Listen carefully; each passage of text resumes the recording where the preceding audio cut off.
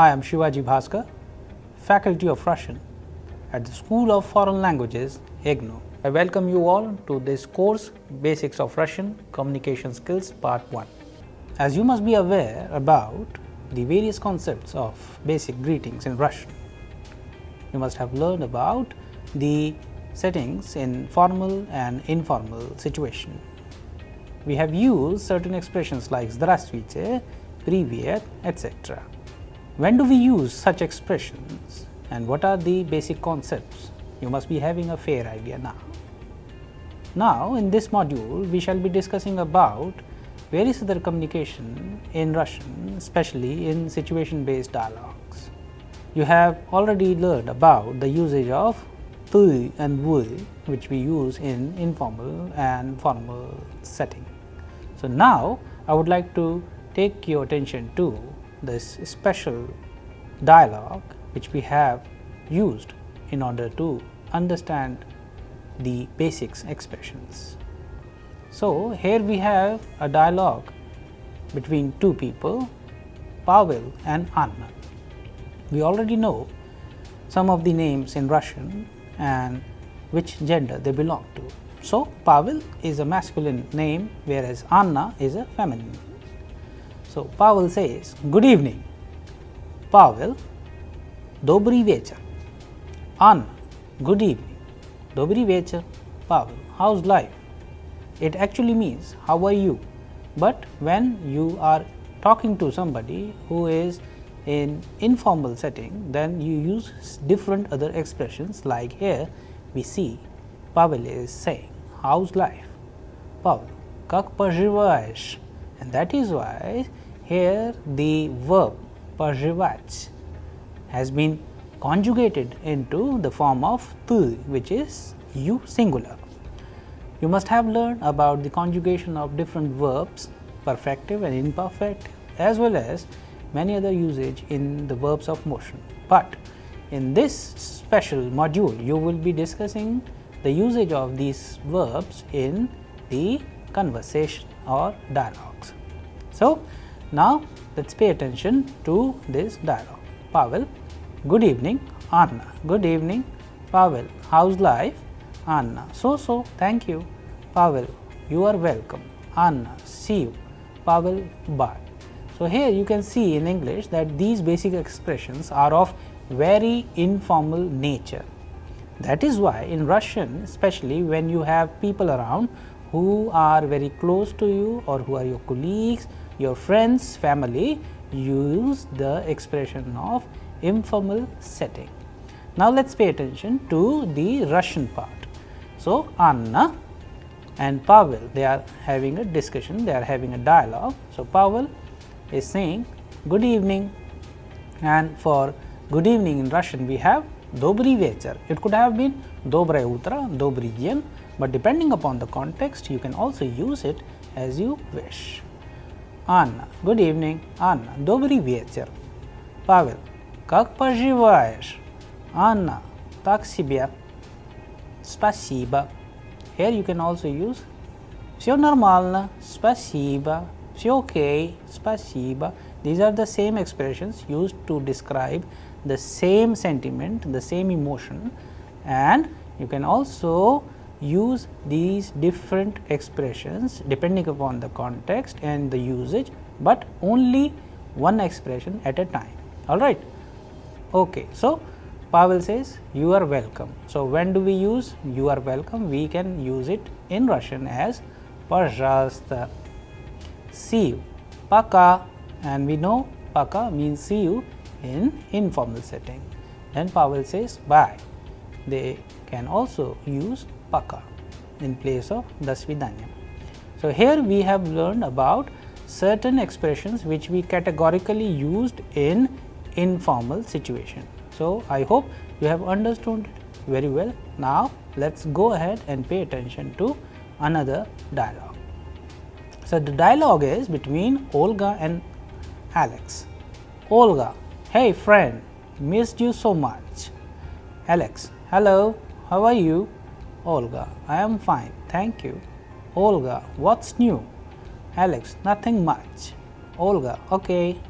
Alex, okay, see you later. Olga, goodbye. So here you have seen it is a conversation between two friends who are close, and then they are using expressions absolutely different which we have seen in a formal setting. Now let's pay attention to the Russian part. Olga, эй, друг, я так сильно скучала по тебе. Алекс, привет, как дела? Ольга, у меня все хорошо, спасибо. Ольга, что нового? Алекс, неплохо. Ольга, хорошо. Алекс, хорошо, до встречи. Olga, до свидания. So here you have seen that we have used certain expressions of the informal setting like что нового, what's new, which actually means how are you, what is new, how's life, certain other expressions, but here we have used что нового for what's new, and for nothing much we have used неплохо, and here you can see that Alex has used okay, see you later, and in Russian we have used хорошо, до встречи, till we meet again. But here in an informal setting we have used до встречи to actually symbolize to see you later, but at the end we have used goodbye as до свидания. We can also replace it with пока like we have used in the previous dialogue. I hope you understand the basic nuances of the usage of such expressions, and with the help of these new words and verbs and vocabulary you can also make your own small sentences. However, we would like to recommend you to pay attention to the usage and the setting and the context of the conversation. Alright, now let's go ahead and pay attention to a new concept that whenever in Russian we ought to talk to somebody, we first introduce ourselves. So let's listen to the dialogue in which important aspects of Russian will be covered, that how in different situations we use different style of expressions, words, vocabulary and verbs. Let's go ahead. In this dialogue we are going to use certain other expressions. Please pay attention. Do you speak English or Russian? Вы говорите по-английски, по-русски? Yes, just a little. Да, немного. What's name? Как вас зовут? So what's your name? We can use the expression как вас зовут if it is for the first time you are meeting somebody and in a formal manner. However, if some older person or somebody who is professionally at a higher designation can ask как тебе зовут? So you have to understand that. Alright, so the next expression is my name is Anton. Меня зовут Anton. Nice to meet you. Очень приятно. So these kind of expressions you can use here, but I would like to take your attention to the expression do you speak English? Do you speak Russian? Вы говорите по-английски? So if you are asking this question to somebody, if you are in Russia, then the person might answer да, я говорю по-английски. Yes, I do speak in English. Нет, я не говорю по-английски. No, I don't speak in English. So there you would understand whether you will be able to continue the conversation in the desired language or you have to switch over to the native language itself. However, it would require you to understand the nuances of the language, but it is our recommendation that with the help of the vocabulary which you have learned in these modules, to use them as many as times in order to understand it fully. It would certainly help you. Alright, now we will go ahead and pay attention to some of the more conversational dialogue. You are very kind. Вы очень добрый. Here we have used you are very kind, вы очень добрый. If we change it into the third person, suppose you want to change it into she is very kind. Она очень добрая. They are very kind. Они очень добрые. So that you have already understood the usage of personal pronoun. singular and plural forms, you can change it accordingly. Where are you from? Вы откуда? Откуда вы? So you can change it, and depending upon the positioning of the different letters, you can also use it accordingly. I am from India, I am from Russia, я из Индии, я из России. Then in place of India, Russia, you can use any other name of any other country and put it in the same format. You will get the desired answer. I am an Indian, या Indians. If somebody who is a female but Indian, then the answer would be я индианка. Where do you live? Где вы живете? And if somebody who is a younger in an informal setting, you can answer the reply in я живу, and the question could be где ты живешь? Я живу в Индии, я живу в Дели, я живу в Бенгалоре, я живу в России, я живу в Москве. Accordingly, which means I live in India, I live in Delhi, I live in Bangalore, I live in Russia, I live in Moscow. So accordingly, you can change it with enormous n number of different examples of cities, towns and countries of the world, so that you have the required answer. Alright, I hope the concept is clear. You can change it accordingly, and now we shall go ahead to understand more expressions of Russian. Did you like it here? Вам здесь понравилось? Here you have to also understand that in Russian, when we are using the tense, we have the past tense, the future tense as well as the present tense, and accordingly the verb is conjugated. So here we are going to understand a few more expressions where we are going to use the country, like India, Russia. India is a wonderful country. Russia is a wonderful country. So the expression would be India замечательная страна. Россия замечательная страна.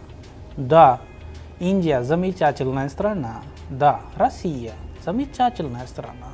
Yes, India is a wonderful country. Yes, Russia is a wonderful country. You can also add the required expressions in between here and there in order to express yourself.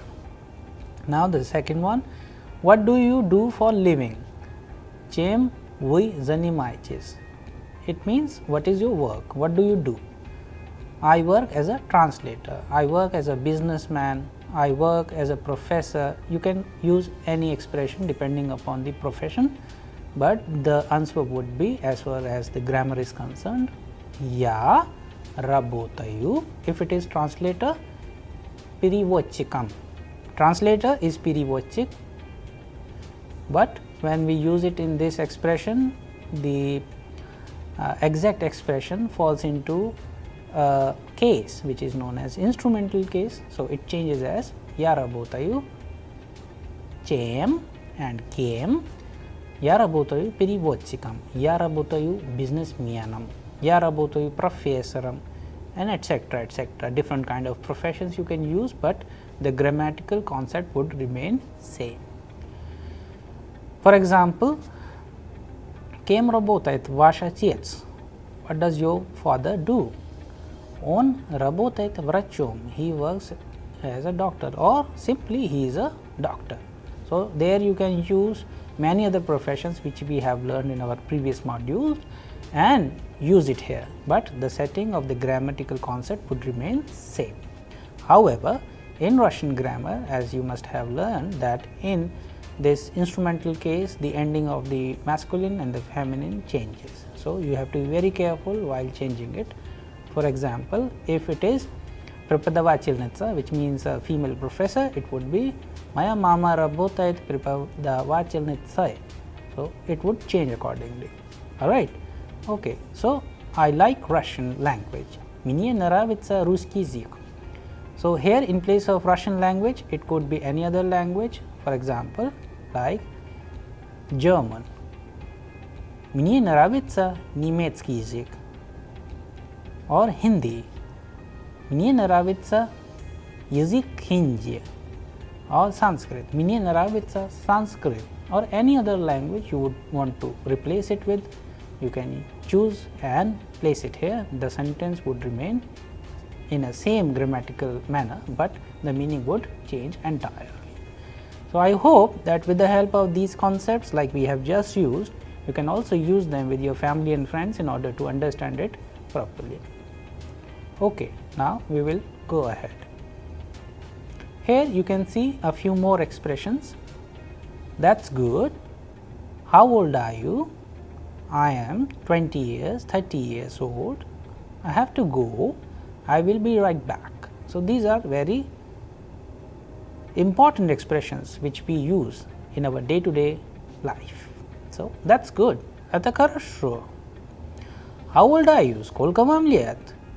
I am 20 years, 30 years old. Мне 20 лет. Мне 30 лет. I have to go. Мне нужно идти.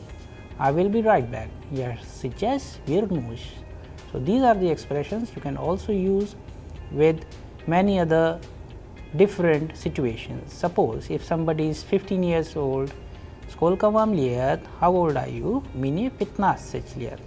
So, accordingly you can change, as you already have learned about the counting in Russian. You can use all these different numbers in this setting and change it accordingly.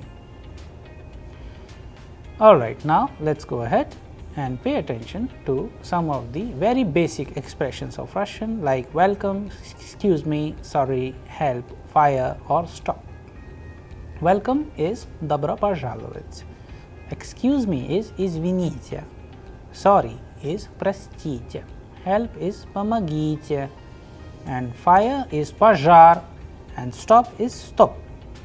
So, these kind of expressions you would very oftenly see if you go to Russia in different places like market or in railway stations, airport, etc.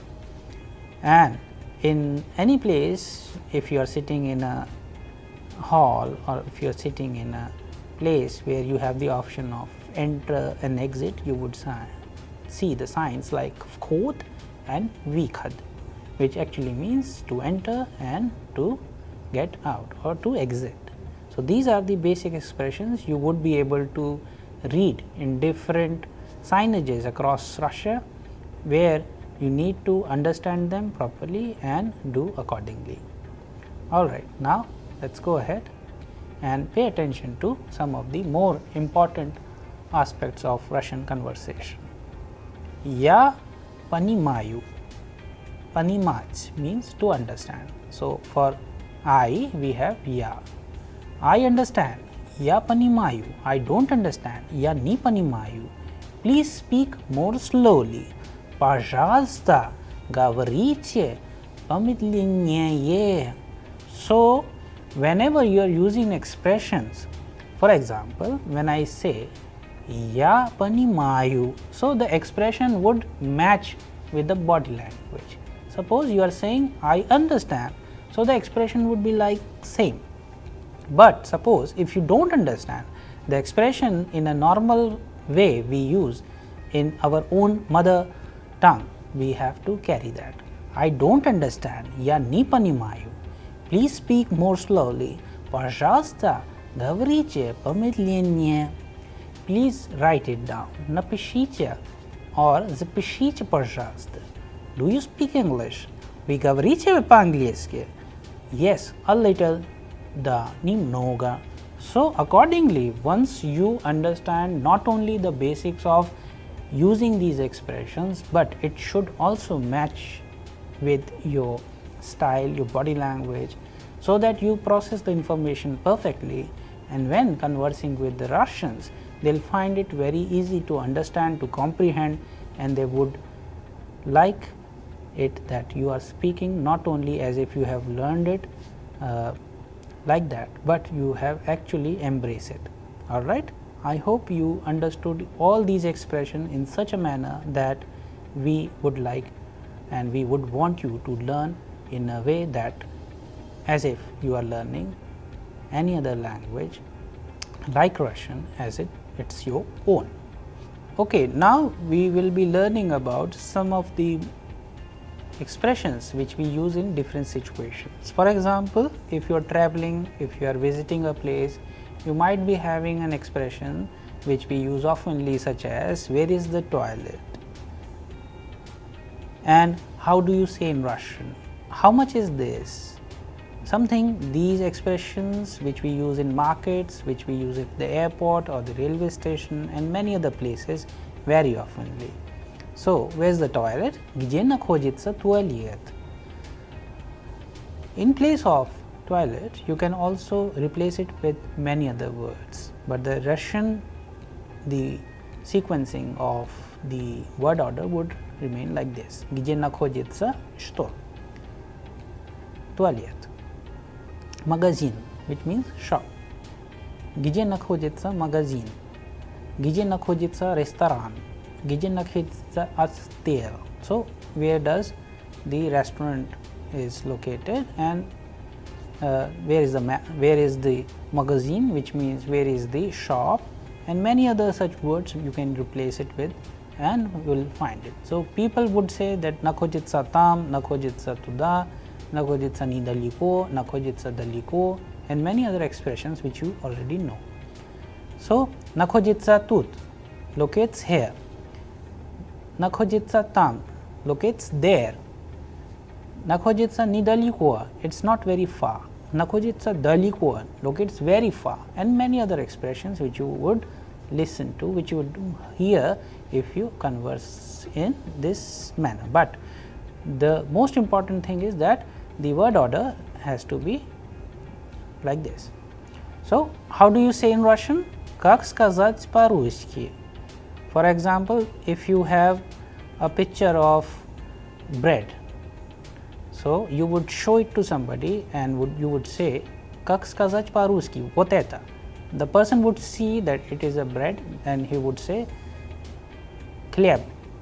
Хлеб. If you have a picture of a mineral water bottle, you would show it to somebody and you would say, как сказать по-русски? The person would say, минеральная вода, and many other. These are survival important things which people normally do when they go to Russia, and you would also use it, but however you are learning Russian, so that is why in place of как сказать по-русски, and you can replace it with many other words and the person would understand. How much is this? This expression is going to be used very oftenly. Сколько это стоит? And as we already know, the currency in Russia is ruble, so they would use it, that 5 ruble, 10 ruble, 5 rubles, 10 rubles accordingly. However, you can change it into dollars also or any other currency. For example, $5, $10. So, here when we are using сколько это стоит, we are actually dealing the sentence in the genitive case which we have learned. So, accordingly you can change it accordingly as per the rules of that particular case, and you will see that how easy it is to answer. Thank you very much. Огромное спасибо, большое спасибо. These expressions which we use very oftenly. So, here you have seen that thank you very much, we are using огромное спасибо as well as большое спасибо. Огромное, which means huge, and большое means big, but the expressions actually delivers the same expressions which we want to express. Mention not, it is okay. Не за что. Не за что. Here you can see that the usage of ударение or the stress sign is important. Не за что. However, не за что, if we use separately, the pronunciation would be like that, but when we use mention not, we say не за что. Не за что, because the ударение or the stress sign is on за. Не за что. So, accordingly, you also need to not only learn the basics, but you have to master the pronunciation as well. I hope all these concepts are absolutely clear to you. Our recommendation is that you not only pronounce it properly, write it down and replace it with any other words which you have learned in your vocabulary, and you would find it very interesting, very easy to converse in Russian. We will be having a few more such expressions which would help you in dealing with day-to-day situations in Russian. Now, let us go ahead and pay attention to some of the important aspects of Russian which we use on occasions like festivals, New Year or birthday, etc. For wishing somebody a happy birthday, we use поздравлять, с кем, с чем. Поздравляю с днем рождения. We use the expression to wish a birthday to anybody with the standard expression. So, we have just learned about the expressions which we use if we would want to wish somebody happy birthday. It is поздравляю с вас с днем рождения. And if you wish to wish somebody with Merry Christmas, it is с Рождеством. And if you want to wish a Happy New Year, then it has to be с Новым годом. So, here you have seen the three different type of constructions, but it all falls into the rules of the grammar which is related to the tvarichalnya padyash or the instrumental case which you must have learned in your previous modules. So, likewise you can also replace it with many other simple expressions using for singular or plural, but the expression of usage remains same. So, I hope usage is absolutely clear to you. You would be learning more such expressions in your upcoming modules. Now, let us go ahead and pay attention to some of expressions which we use in order to wish somebody. For example, best wishes, всего хорошего, good luck, удачи, have a nice day, хорошего дня, have a nice meal, приятного аппетита. So, in Russian, whenever we start our meal, it is customary to say приятного аппетита, which means have a nice meal or enjoy your meal all across Russia. So, you can use it very oftenly while sitting with family or friends or in a meeting afterwards for going for a lunch or for a dinner. You can also use приятного аппетита. It will be very impressive when Russians listen to it. And then you say happy journey, счастливого пути. So, these are certain expressions which we use very often in Russian whenever we are traveling, we are having our lunch or dinner, whenever we are saying or wishing somebody, we use all these kind of expressions. Alright, now let us go ahead and pay attention to some of the important words which we found in our family. And as in Russian, family is very important, so they always remember all these different relations, names, expressions in their family. So, family in Russian is семья, моя семья, my family, ваша семья, your family, твоя семья, your family, and их семья, their family. So, with the help of personal pronouns, you can use the same expressions in different manner, but however, in certain relations it remains same. Родители, always plural, родители, мои родители, my parents. Babushka, grandmother, very important. This word has always been used in order to have this expression which is closer to Russians. They use babushka and with very deep respect. So, grandmother, dedushka, grandfather. Another important word in Russian for parents, grandparents, they use very oftenly, then mach, mother, and отец means father. However, in Russian, as you know that we have been using these expressions in a formal setting. Suppose if it is informal, then in place of mach we have mama, and for отец we have papa. But you can use it as per the requirement, as per the context, so that it depends upon you. Alright, now let us go ahead and learn about a few more expressions, such words which we use and found in our family. Жена means wife, муж, husband, тетя means aunt, дядя means uncle, сестра means sister, and brat means brother.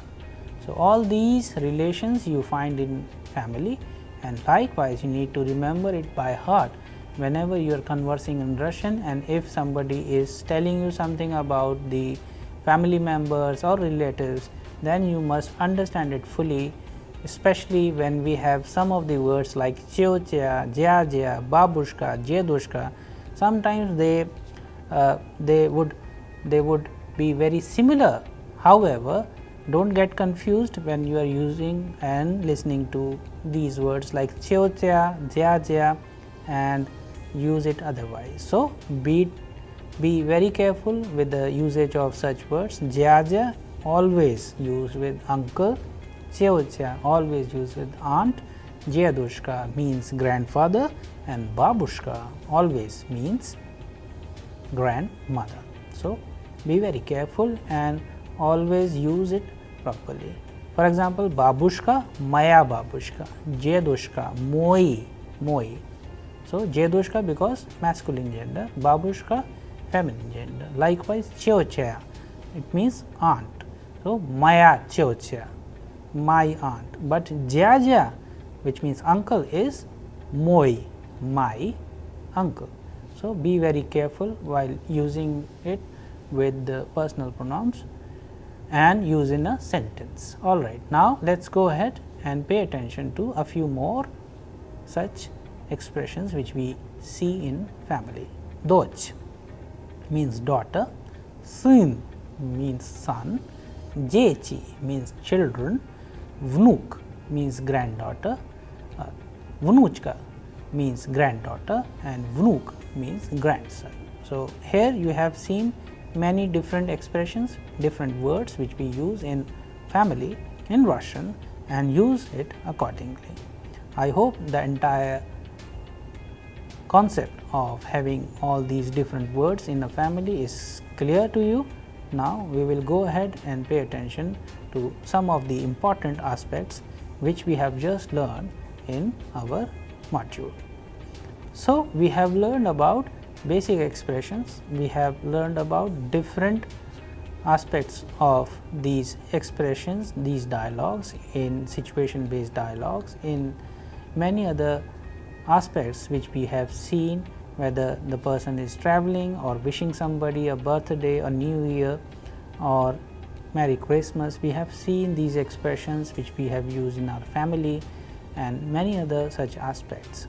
So, accordingly, I hope that you would also use these expressions in your own day-to-day communication Russian and would use your own vocabulary in order to make it more rich. I hope the concept is clear to you all and you have enjoyed this module. Thank you.